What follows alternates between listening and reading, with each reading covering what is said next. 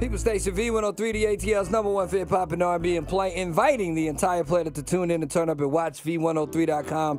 Have the honor and privilege of having some very awesome people in the building. Some you've heard of, some you might not have, but you're going to learn today. Starting from my left, your right would be Samaria Rice. Hi, Samaria Rice. I'm doing okay. How you doing? Yes. I know some of you sitting there like, that name sound familiar. This is the mother of Tamir Rice. How are you, sister?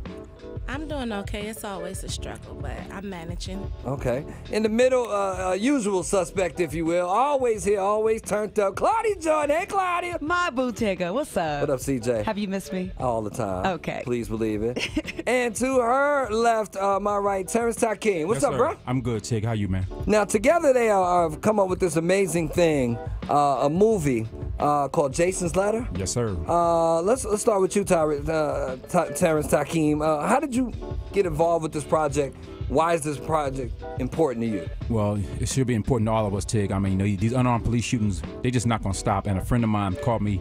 They lived just outside of Ferguson, Missouri. Okay. He said, I got a little boy that wrote a letter that he wants to stop these police shootings, and I put it off for a while. Then I finally read the letter, and it blew my mind.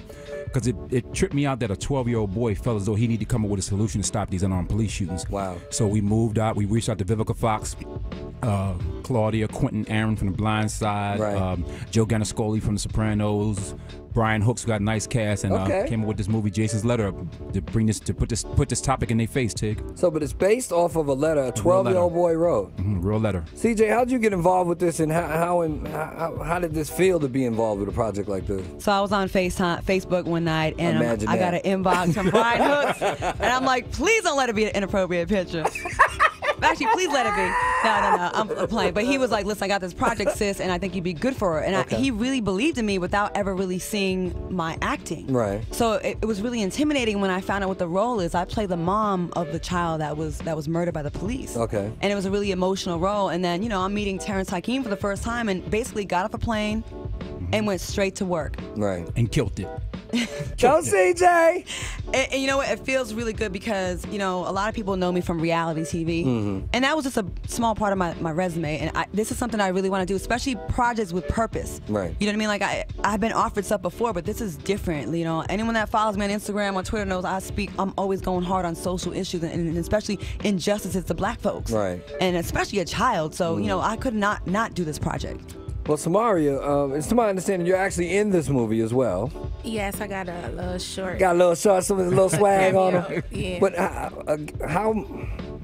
how was it to be a part of a movie that was so near and dear to your heart? Like you actually lived this. Yeah. Well, I'm honored to be a part of this and to bring some life to this as far as the police shootings and things like that. It's horrific. I think this is a movie that everyone needs to see to start a dialogue with change, right. And just an open conversation about racism, police reform, and et cetera, et cetera. And she has a lot to say. We had some serious sit-downs, and the things that she enlightened us about that go on, coming from her point of view. You think you see the mothers on television and they're upset. You see that, but then you don't see all the scandalous stuff that happens. The ambulance chasers, the lawyers that come after you just trying to get a paycheck. Absolutely. The disrespect. It was two things I wanted to ask. Second for you, Samaria, what since this is played out publicly, what would you say? Has there been any real progress in your opinion? Like, has anything changed? Clearly, you lost your son. That was a tragic loss. But has there been? Do you think that it at least meant something? It did something. Like if he was going to be lost, was he lost for a good cause? Absolutely. I believe God chose my son for a sacrifice to bring some change among this earth, especially America right now.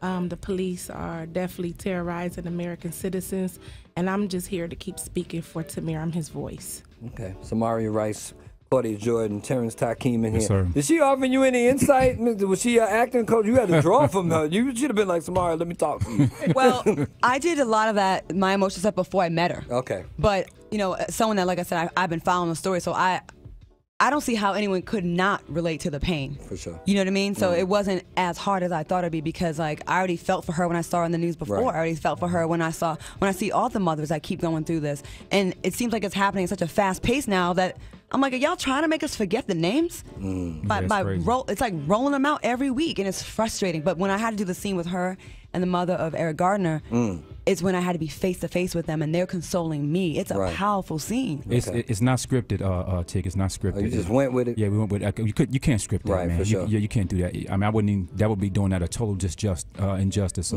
I need you people to come out tomorrow. Here. Yeah, tomorrow at the Midtown Arts Cinema Landmark Theater. Yes, sir. What time is it? That's what I don't have in front of me. It's really early. Yeah, we're gonna do the red carpet tomorrow morning between 10 and 11. We're gonna start the film around 11:30. And where can people get tickets and stuff? You can go to jasonsletter.com and get your tickets, or just come out and get tickets there. I just want people to come out and see this film, because when you leave, you're gonna get the same feeling that everybody got in Detroit and when we did it in Dover. It sparks the conversation that needs to be started, and we just hope to see everybody there. Just come on out and support this film, but support the mothers, because they didn't ask me for no money to do this, man. They know that this issue is really important, and I thank you for having us here today. Oh, too, man, because you ain't no talk show, so that's you know how we get down. 931 Monroe Drive, Northeast Atlanta, 30308. Tickets $15.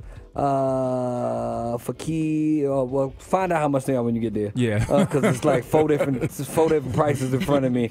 But pull up on them. It's an epic thing. I want to thank all of you for stopping by.